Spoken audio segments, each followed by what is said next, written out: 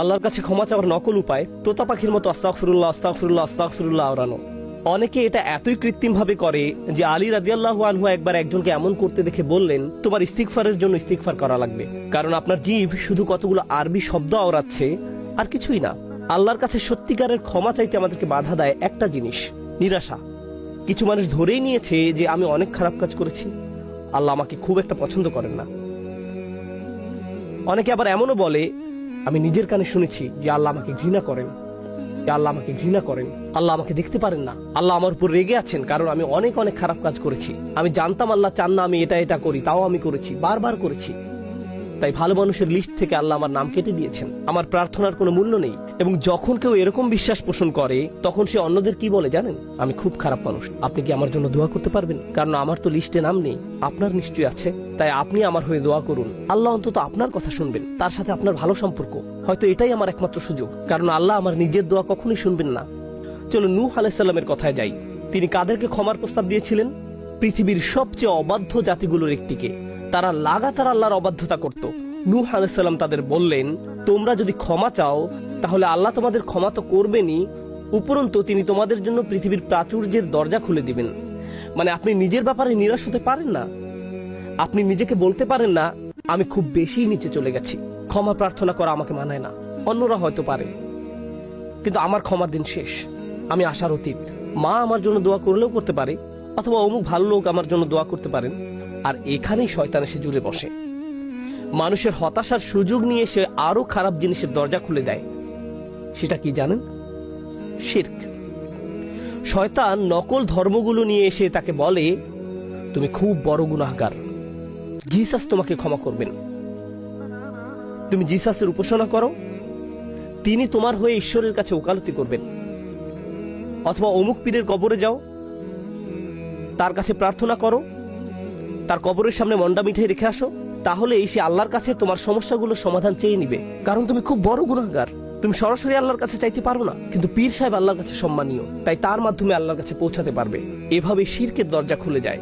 ঈমান এবং তাওহীদের মূল তাৎপর্য হলো আল্লাহর সাথে আমাদের সরাসরি সম্পর্ক। এটাই লা ইলাহা ইল্লাল্লাহ এর অর্থ। এর উদ্দেশ্যই হলো আপনি আপনার প্রয়োজনগুলো আল্লাহর কাছে সরাসরি ব্যক্ত করবেন। এবং আমি নিজে ও আপনাদেরকে স্মরণ করিয়ে দিচ্ছি, আমাদের যেই জিনিসটা সবচেয়ে বেশি প্রয়োজন সেটা হলো ইস্তেগফার। এখন ইস্তেগফার হতে পারে তোতা পাখির মতো জপ করা, অথবা হতে পারে মনের গভীরের উপলব্ধি। মানুষ মূলত নিন্দা সহ্য করতে পারে না। আমি যদি আপনার কোনো একটা ত্রুটি ধরিয়ে দিয়ে বলি, শুনলাম আপনি এটা বলেছেন, আপনি কেন এমন বললেন? আপনি বলবেন, আমি ওভাবেই বলিনি, তুমি বুঝবে না আমার সমস্যা, না বুঝি কথা বলো না, তুমি পুরো ব্যাপারটাই জানো না। অথবা বললাম, আমি দেখলাম তুমি এটা করেছো, সাথে সাথে আপনি রেগে যাবেন। বালিল ইনসানু আলা নাফসিহি বাসীরা ওয়ালাউ আলকা মাআযীরা। বরং মানুষ নিজেই তার নিজের সম্পর্কে চক্ষুষ্মান। যদিও সে তার অজুহাত পেশ করতে চাইবে, আল্লাহর কাছে ক্ষমা চাইতে হলে আপনাকে একটা সময় বের করতে হবে। আপনি আরবি না জানলেও ক্ষতি নেই, আপনি যদি শুধু বাংলা জানেন, শুধু ইংরেজি বা শুধু উর্দু জানেন, সমস্যা নেই। আল্লাহর সাথে নিজের ভাষায় কথা বলুন এবং মন থেকে আপনার গুনাহগুলো স্বীকার করুন, আর কোনো অজুহাত দিবেন না।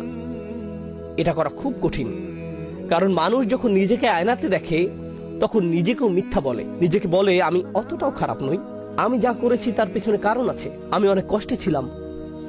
কিন্তু যখন আপনি আল্লাহর সামনে দাঁড়াবেন তখন অজুহাত দেবার কথা ভুলে যান, কারণ আপনার সব অজুহাত তিনি আগে থেকেই জানেন।